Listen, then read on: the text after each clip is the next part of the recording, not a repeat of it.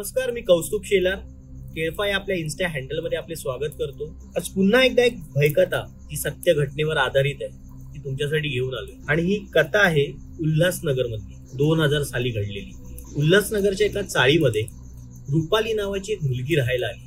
ती, तिची बहीण, तिची आई, वडील नव्हते आणि तिची शेजारी होती शबाना। तर रुपाली आणि शबाना यांच्यामध्ये खूप चांगली मैत्री झाली। एकत्र बाजार करायला जायच्या, फिरायला जायच्या।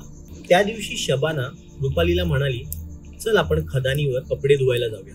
3 दिवस चाळीमध्ये पाणी नसल्यामुळे पाणी टंचाई होती आणि दोघीही खदानीवर कपडे धुवायला निघाल्या। जाता जाता रुपाली शबानाला म्हणाली की भूक लगी है, कुछ तो खाने को लेंगे। आणि त्यांनी वडापाव घेतले। त्यांनी एक शांतशी जागा बघितली जिथे सावली होती।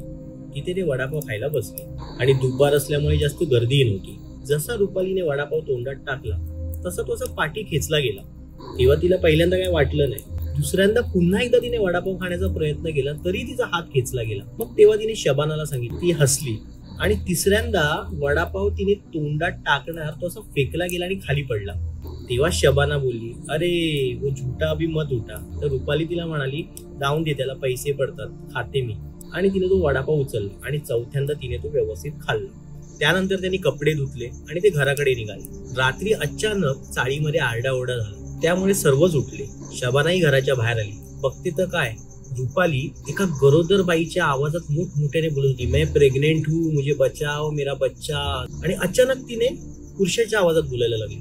असे तिने 3 पुरुषांचे आवाज काढले आणि एक गरोदर स्त्रीची ती नक्कल करत होती। हे बघून सगळेच चक्रावले, पण शबानाला थोडस लक्षात आलं की तिने जवळच असलेल्या एका पीर बाबाकडे हिला घेऊन गेली आणि जसं ही तिथे आतमध्ये गेली तशी मोठमोठ्याने किंचाळायला लागली। आणि मग पीर बाबाने सांगितलं की हिच्या अंगामध्ये एक गरोदर स्त्री आणि 3 भय्ये आहेत, म्हणजे 4 आत्मे तिच्या शरीरात होते रुपालीच्या।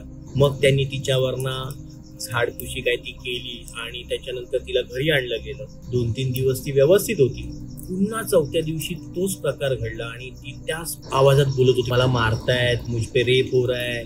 शेवटी उल्हासनगर मधल्या एका मांत्रिकाकडे तिला नेलं आणि मग त्याने 2 दिवसात त्या लोकांना मान्य केलं, त्यावरची शक्ती होती त्यांना। ती गरोदर बाई जायला तयार होती, पण ही 3 जी लोक होती, भय्ये होते म्हणतात, ते ऐकायलाच तयार नाही। त्यांना वासना होती। खूप वेळानंतर मंत्र तंत्र सगळी साधना करून त्यांना शांत करून शेवटी 3 कोंबडे आणि 1 बकरा देण्यात आला। म्हणजे ते सर्व दिल्यानंतर ती रुपाली होती ती बेशुद्ध झाली।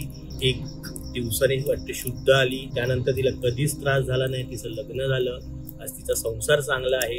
आणि जे खदान होती तिथे लोकांनी जाणं बंद केलं, कारण खूप वर्ष आधी असं म्हणतात की तिथे फार लोकांना मारून टाकलंय आणि ज्यांना मारलंय त्यांच्या अंत्यविधी न झाल्यामुळे तिथे अतृप्त आत्मे आहेत, हे असेच भटकत राहतात।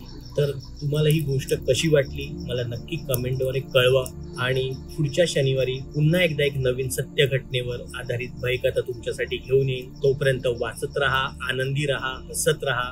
तुम्हाला तर माहिती आहे, वाचाल तर वाचाल। धन्यवाद।